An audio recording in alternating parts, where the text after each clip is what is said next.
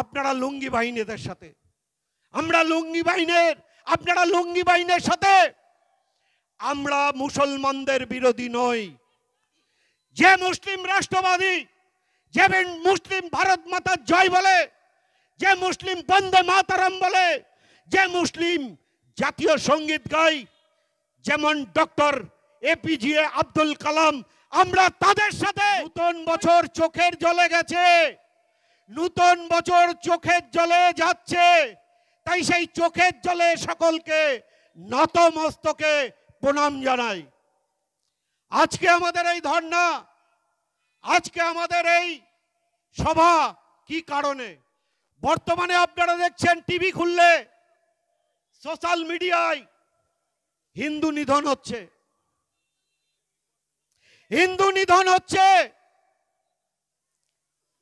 হিন্দু নিধন হচ্ছে। তার কারণ কিছুদিন আগে আপনারা দেখেছেন 26,000 শিক্ষক শিক্ষিকা যাদের চাকরিটা চলে গেল এই মমতা বন্দ্যোপাধ্যায়ের জন্য, তার সরকারের জন্য।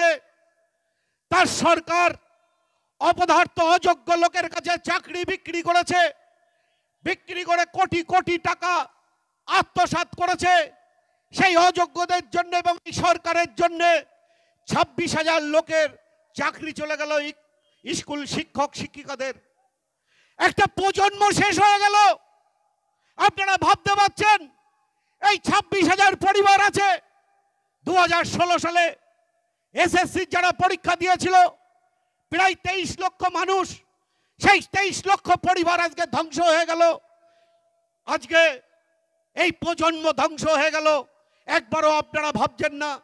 আমরা দেখছি যখন কলকাতার রাজপথে বিভিন্ন জেলাতে এই শিক্ষক শিক্ষিকারা যখন তারা তাদের ন্যায্য দাবিতে আন্দোলন করছে, আর এই চামচা পুলিশ, তৃণমূলের দালাল পুলিশ, এই দালাল পুলিশ যে শিক্ষকের কাছে শিক্ষা নিয়েছে সেই শিক্ষকের কোমরে লাথি মারছে, বুকে লাথি মারছে।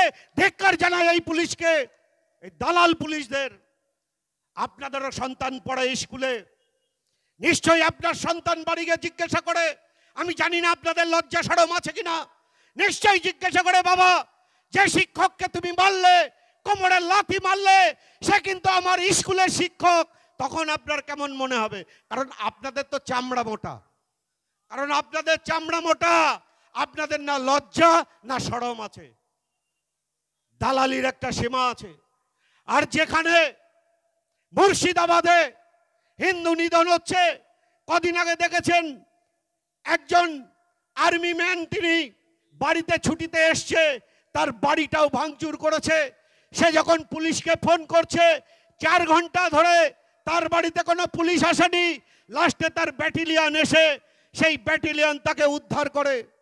আপনারা দেখেছেন মুর্শিদাবাদে 5 লক্ষ টাকা একটা গরিব মানুষ, তিনি লোন নিয়ে বাড়ি করবে, তার বাড়ির টাকাটা পর্যন্ত পুড়ে গেছে। একজন মেয়ের বিয়ে দেবে, তার 1.5 লক্ষ টাকা, সেই টাকাটা পুড়ে গেছে। তখন কোথায় ছিল আপনাদের বীরত্ব?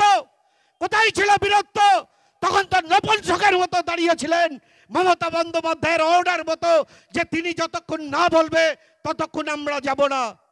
লজ্জা হয় আপনাদের উপরে, ধিক্কার জানাই আপনাদের উপরে। আপনারা লুঙ্গি বাহিনীদের সাথে, আমরা লুঙ্গি বাহিনীর, আপনারা লুঙ্গি বাহিনীর সাথে। আমরা মুসলমানদের বিরোধী নই।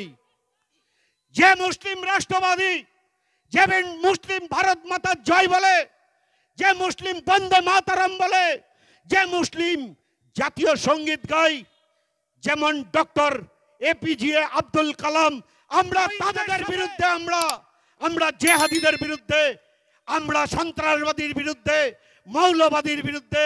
আর সেই মৌলবাদী ঢুকিয়ে যাতে এই 26,000 চাকরির যে আন্দোলন, সেই আন্দোলনকে নজর ঘোরানোর জন্য মমতা বন্দ্যোপাধ্যায় তিনি সৃষ্টি করে এই দাঙ্গা তৈরি করেছেন, যাতে 26,000-এর দিক দিয়ে মানুষের নজর চলে যায়।